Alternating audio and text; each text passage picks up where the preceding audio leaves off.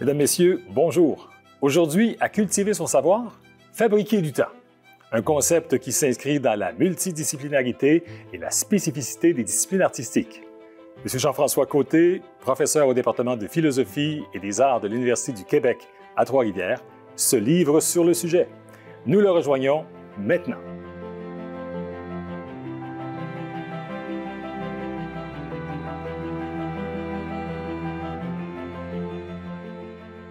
Bonjour, professeur Côté. Bonjour. Merci beaucoup d'être des nôtres. Merci de l'invitation. On va parler aujourd'hui de fabriquer du temps. Une notion quand même assez particulière, au niveau artistique également. Au préalable, j'aimerais que vous nous donniez un peu votre parcours jusqu'à maintenant, votre parcours académique. Oui, c'est ça. Ben, moi, j'ai fait une maîtrise en arts visuels et en arts médiatiques, qui était davantage consacrée à cette idée de l'installation vidéo, donc du déploiement de l'image dans l'espace. Puis suite à ça, j'ai fait un doctorat en arts visuels et en histoire de l'art, dans lequel j'explorais différents médiums, que ce soit la photographie, la vidéo, par des expositions là, tout au long du doctorat. Puis la recherche, elle était basée sur la profondeur et l'éclatement de l'image influencée par les technologies. Donc, comment est-ce que les technologies influencent la construction de l'image? Oh wow! C'est comme, oui, c'est assez complet, comme on dit, comme formation. Au niveau, on parle de recherche-création dans les projets que vous soutenez. Parlez-moi donc un peu plus de ce qu'est la recherche-création. C'est ça, la recherche-création en milieu universitaire, c'est aussi de se poser la question, bien, comment est-ce qu'on arrive à faire de la création dans un contexte académique? Comment est-ce qu'on déploie une recherche? Puis il y a une particularité de la recherche-création, c'est le fait qu'on génère l'objet qui sera notre sujet d'analyse, d'une certaine manière. De quelle façon? Donc, l'objet et le sujet sont à la fois générés par le chercheur, c'est-à-dire que je crée une œuvre et l'œuvre va être analysée pendant le processus de réalisation de l'œuvre et par après aussi, pendant qu'elle est exposée et présentée au public. Donc, les différents temps d'élaboration de l'œuvre dans le processus de création permettent une analyse de cette œuvre-là, puis après ça, elle est donnée au public à voir. Donc, s'entremêlent le sujet et l'objet, ce qui distingue d'autres disciplines qui ont, par exemple, une analyse d'un objet d'étude, mais qui n'est pas généré par eux, qui est un phénomène observable, par exemple. D'accord. Et cette recherche-création-là peut s'étaler sur combien de mois? Ça peut s'étaler sur 1 an, 2 ans, 3 ans. Ah oui, longtemps, OK. Dépendamment de l'envergure du projet ou aussi des résultats de recherche. Également. Ouais. Dans votre département justement de recherche, vous êtes plusieurs à faire ces recherches-là? Oui, ben l'ensemble des enseignants ont un processus de recherche-création, donc utilisent des méthodologies qui leur sont propres, donc des approches méthodologiques, que ça soit phénoménologique, herméneutique. Donc chacun va trouver, va bâtir son approche méthodologique, qui peut être aussi poétique, autopoétique. Autant de termes que je ne connais pas. Pourriez-vous nous expliquer un peu quelques termes? C'est-à-dire comme la poétique ou l'autopoétique, c'est en fait de prendre conscience de son processus de création. Qu'est-ce qu'il y a dans mon processus de création que je peux analyser, auquel je peux réfléchir. Donc, c'est une approche qui est réflexive de sa propre création, mais avant que l'œuvre soit présentée. Donc, c'est l'œuvre en train de se faire. Okay. Puis après ça, l'œuvre, elle est perçue. Puis là, ben, on peut avoir plutôt un phénomène d'analyse qui est esthétique. OK. Et dans le processus de recherche avec vos collègues, il y a des mariages avec d'autres universités ou d'autres départements? Oui, il y a beaucoup de collaborations, des collaborations avec des universités qu'on a eues, par exemple, que ce soit à Bogota, que ce soit d'autres universités. Il y a eu des collaborations aussi avec, par exemple, la ville de Split, l'université de Split. Donc, on collabore, on fait des échanges aussi avec les centres d'artistes ou les musées de Trois-Rivières ou des centres aussi de Québec, par exemple, le complexe Méduse. OK. Donc, vos recherches, ce que vous faites en théâtre ou en vidéo, se retrouvent par conséquent dans des musées? Oui. Par exemple, mes œuvres ont été présentées, ça peut être en Chine, au Today Art Museum ou au Xi'an Museum, ou ça peut être présenté à Toronto dans des galeries, ça peut être présenté à Montréal, dans des centres d'exposition comme le B312, à Québec, par exemple, dans des festivals internationaux d'art électronique comme le Mois Multi, par exemple. Oh wow, OK. C'est bon. Au niveau de comment cette recherche-création-là se réalise dans le milieu universitaire? Ça peut se réaliser de différentes manières. Par exemple, moi, si je prends ma manière de faire, bien, évidemment, c'est lié aussi à souvent de l'obtention de subventions. Oui. Donc, on applique, les organismes peuvent être des organismes subventionneurs comme le FRQSC ou le CRSH. Ça peut aussi être les Conseils des arts et des lettres du Québec, Conseil des arts du Canada. Puis ça peut être aussi en partenariat, en coproduction avec des organismes qui produisent des œuvres. Donc, par exemple, moi, souvent, je collabore avec les productions Recto Verso, avec la Chambre Blanche, avec Spira, qui est davantage lié au niveau du cinéma. On parle de multidisciplinarité, de spécificité également en termes de discipline artistique. Si on élabore un peu plus sur ces thèmes-là, vous me diriez quoi? Ben oui, je dirais d'abord que la multidisciplinarité, elle est propre aussi à ma recherche-création. En fait, je me nourris des différentes disciplines pour créer une œuvre qui est multidisciplinaire. Donc, je peux œuvrer à faire de la photographie, je peux œuvrer à faire de l'installation vidéo, de l'installation sonore, je peux œuvrer à faire des dispositifs interactifs pour le spectateur, mais j'aime bien aussi aller puiser dans des disciplines qui sont, par exemple, le théâtre ou le cinéma, aller puiser dans les codes pour les ramener à l'intérieur de l'œuvre que je suis en train d'élaborer.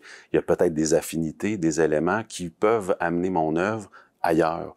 Donc, on est vraiment dans un processus d'exploration dans l'élaboration de l'œuvre, puis d'aller voir les affinités à l'intérieur d'autres disciplines. Jusqu'à maintenant, vous avez des œuvres que vous avez présentées. La réaction du public, quelle est-elle? Quelle est-elle?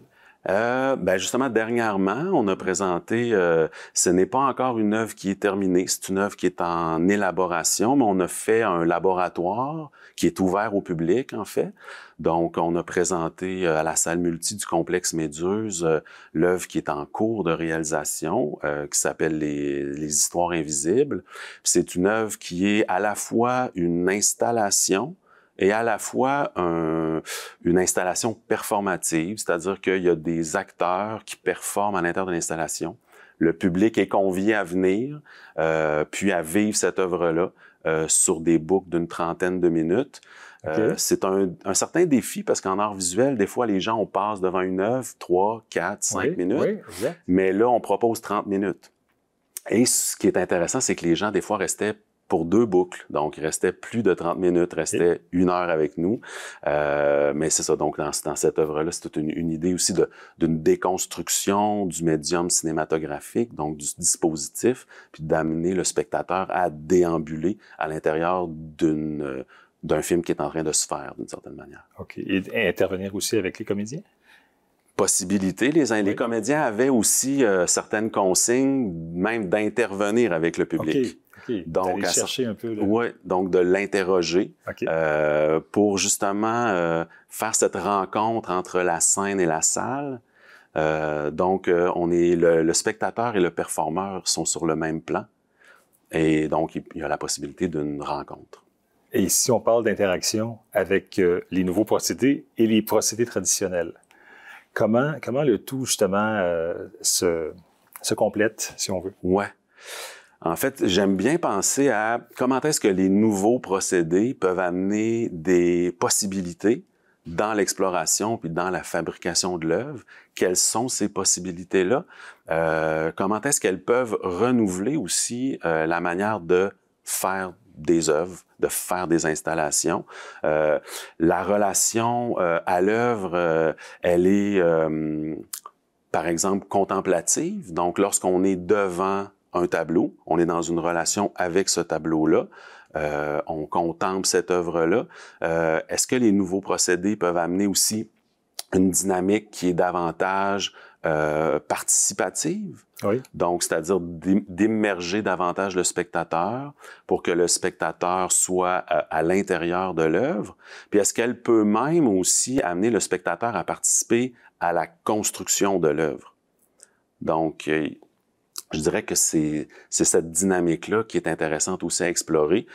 J'aime beaucoup les procédés traditionnels. J'aime beaucoup penser à comment est-ce qu'on peut les renouveler pour faire avancer justement les disciplines artistiques. Puis, est-ce qu'habituellement, le spectateur participe bien lorsqu'on requiert sa participation, justement? Oui, les enfants participent très, très bien, sont toujours à leur place au bon moment, ne nuisent jamais à l'œuvre. La testent aussi, hein, ils vont même aux limites de ce que l'œuvre peut donner.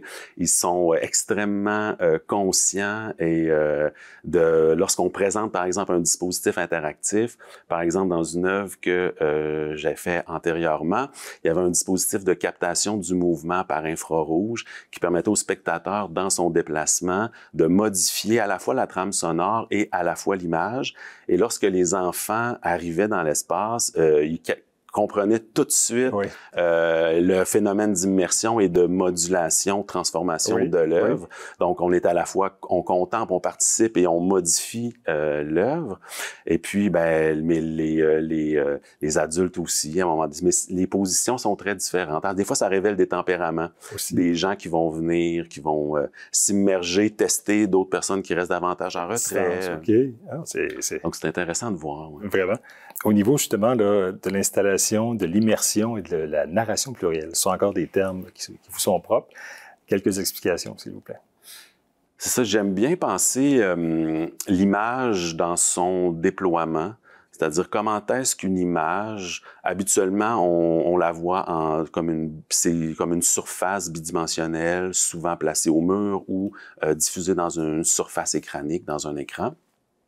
J'aime bien penser à est-ce que c'est possible de déployer l'image dans l'espace pour la faire vivre au spectateur. Donc, que le spectateur, en fait, se déplace dans l'image matérielle, par exemple de la vidéo, puis qu'il puisse donc être immergé à l'intérieur de l'œuvre.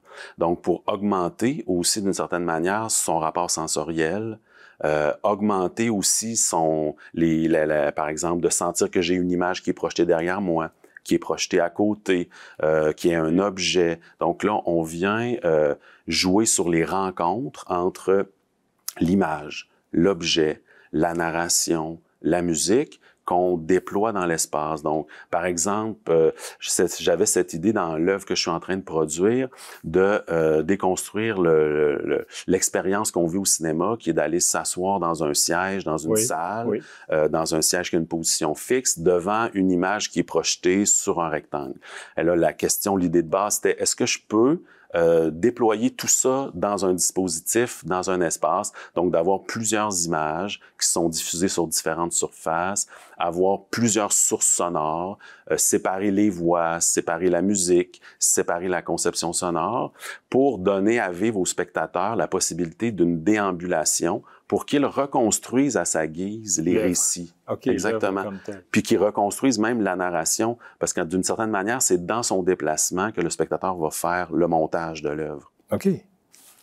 C'est vraiment, c'est très particulier. Puis on dit depuis combien d'années que vous travaillez sur ces différents plans-là? Sur ces différents plans-là, ça fait, disons, une vingtaine d'années. Oui. Oui. Puis par exemple, cette œuvre-là, Les Histoires invisibles que je viens de parler, ça fait déjà 3 ans. Elle n'est pas encore terminée. OK. Donc, on est vraiment dans le processus. On est vraiment dans un processus de recherche. Oui. On cherche, on essaie de trouver des solutions, puis on fait la création. Et quel est le parcours de réalisation d'une œuvre qui touche aux frontières des arts visuels, des arts médiatiques, du cinéma et du théâtre? C'est différents moments, des moments charnières, comme par exemple quand on élabore l'installation vidéo, il y a les moments d'écriture, il y a les moments de tournage avec les équipes de tournage, il y a les moments, lorsque l'œuvre, elle s'en va davantage dans l'espace, il y a les moments de répétition avec les acteurs, les moments de présentation devant public, même si l'œuvre est en cours de réalisation. Donc, on vient aussi toucher aux différentes manières de réaliser aussi, que ce soit en art visuel, en art médiatique, en cinéma, en théâtre. Puis à ce moment-là aussi, c'est d'explorer les différentes affinités qu'on peut trouver entre les différents médiums pour qu'ils puissent se rencontrer, mais d'explorer aussi quels sont les codes que je peux prendre, comment est-ce que je peux prendre un certain code théâtral, l'intégrer à l'intérieur d'une installation vidéo et sonore qui vient davantage des arts visuels, des arts médiatiques, comment est-ce que je peux prendre des codes aussi du cinéma, puis les intégrer aussi dans cette œuvre-là. Vous pouvez me donner un exemple de ce dont on parle présentement en intégrant les codes théâtrales, mettons, avec la vidéo? Oui, ben par exemple, en élaborant l'installation vidéo, si je veux amener un acteur qui vient faire une performance en temps réel dans l'espace. Donc là, je joue avec les codes de la vidéo, c'est-à-dire que l'image a été déjà tournée. Elle a été tournée même, dans le cas de dans cette installation-là, même sur une grande période de temps avec l'acteur. L'acteur vit différentes choses, vit différentes expériences à travers cette année-là, par exemple, de tournage. Puis par après, lorsqu'on la présente au public, l'acteur revient dans l'espace.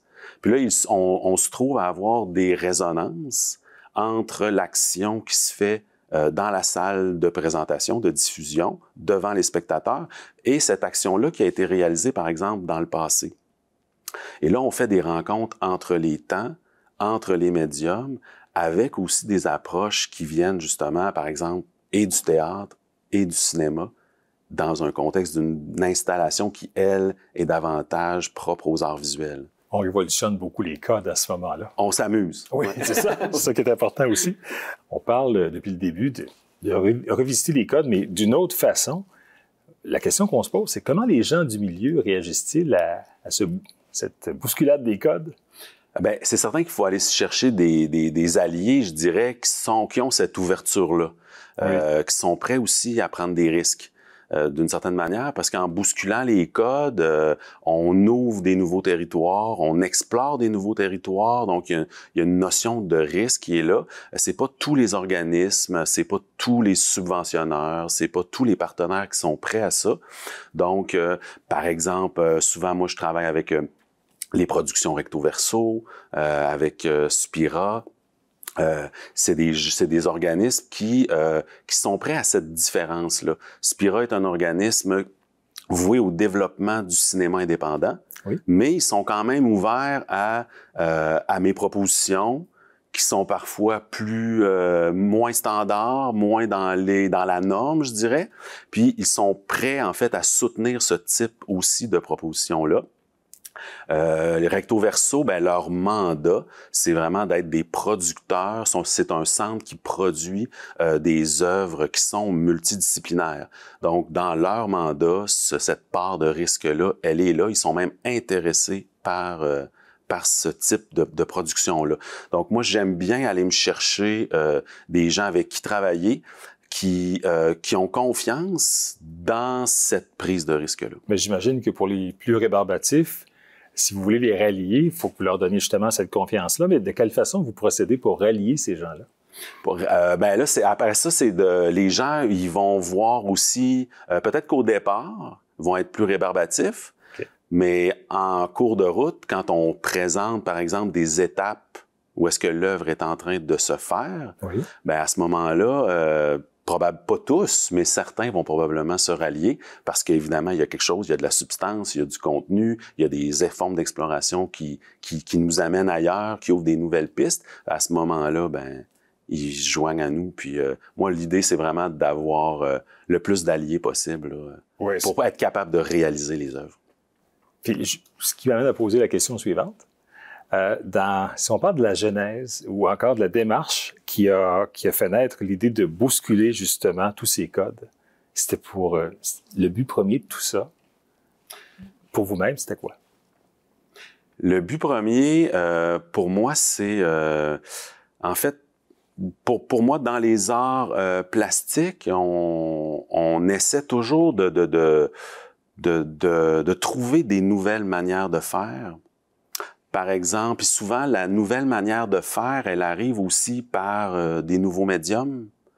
Donc, par exemple, la peinture, elle s'est renouvelée par l'apparition de la photographie.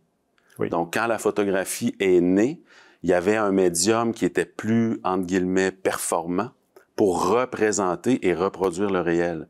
Et la peinture, suite à ça, elle a renouvelé complètement ses codes. On est allé vers l'abstraction. Ce que j'essaie de voir aussi, c'est par les nouvelles technologies, par les nouveaux médiums qui sont à notre portée, comment est-ce qu'on peut renouveler la manière de voir le monde, la manière d'exprimer le monde et la manière aussi de faire des images, de produire des images. Okay, donc, c'est renouveler l'expérience. Finalement, c'est le public qui est gagnant dans tout ça. Oui, totalement. Dans le développement de l'œuvre comme telle, comment les collaborateurs participent au projet et comment aussi ils influencent l'œuvre? Ouais. Ah, c'est intéressant. Ben, c'est ça, parce que les collaborateurs, hein, c'est aussi des rencontres. Dans le sens où chacun des collaborateurs, je vais les rencontrer individuellement. On va discuter des intentions. Faut voir aussi justement leur ouverture à un certain vertige. Oui. Voir leur ouverture à justement, on parlait d'un peu bousculer les codes. Donc là, il y a quelque chose là qu'il faut être prêt à se lancer un peu plus dans le vide. Évidemment, c'est structuré, c'est encadré, mais en même temps, c'est un terrain de jeu.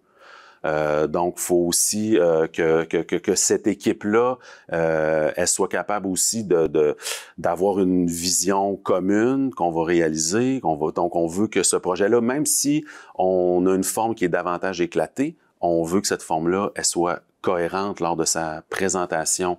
Puis les collaborateurs, évidemment, par leur bagage, il y en a qui viennent de la danse, il y en a qui viennent du cinéma, il y en a qui viennent du théâtre, il y en a qui viennent des arts visuels.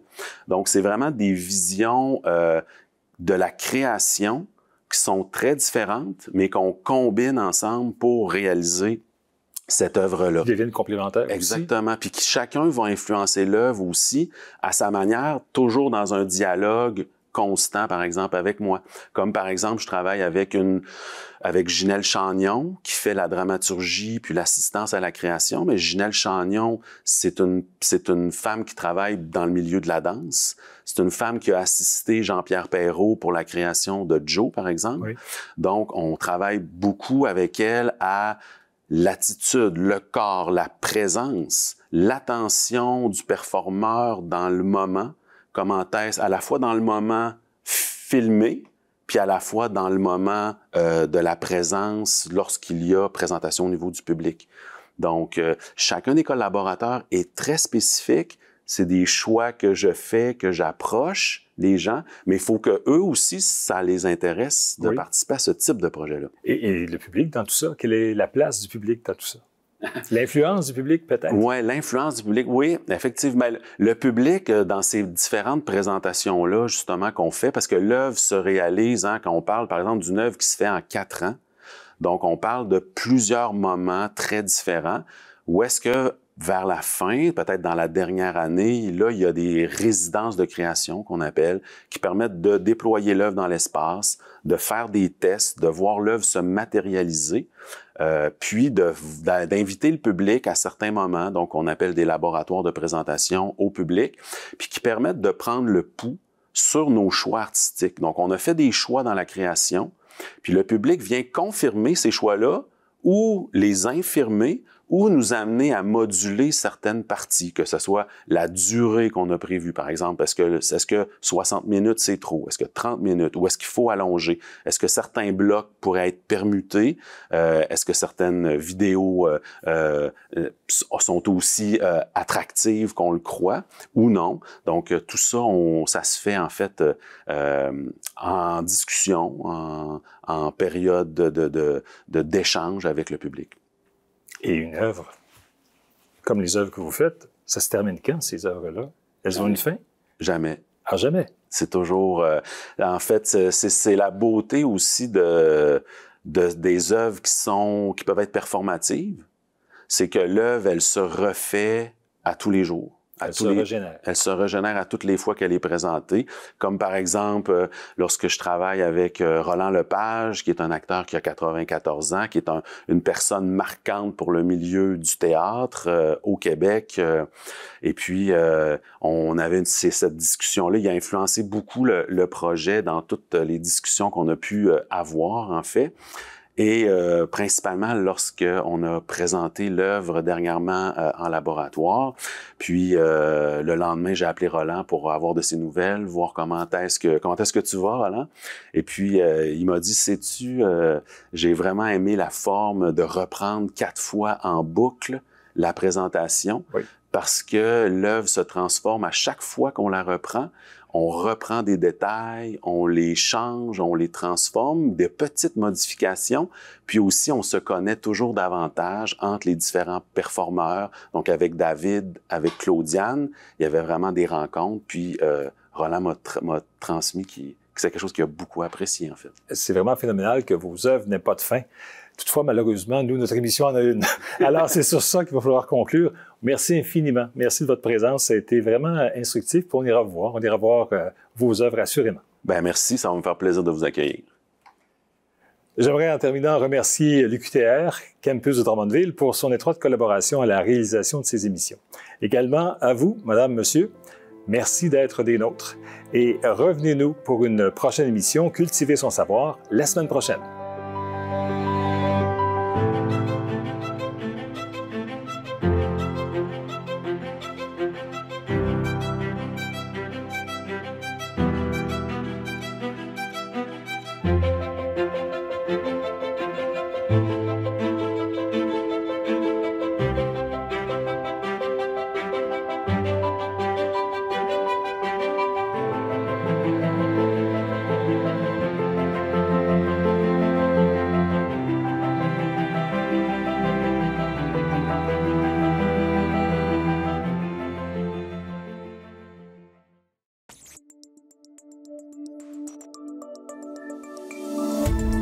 Cette émission d'Accès est appuyée par Cogeco et est rendue possible grâce à la collaboration de la communauté avec Nous TV.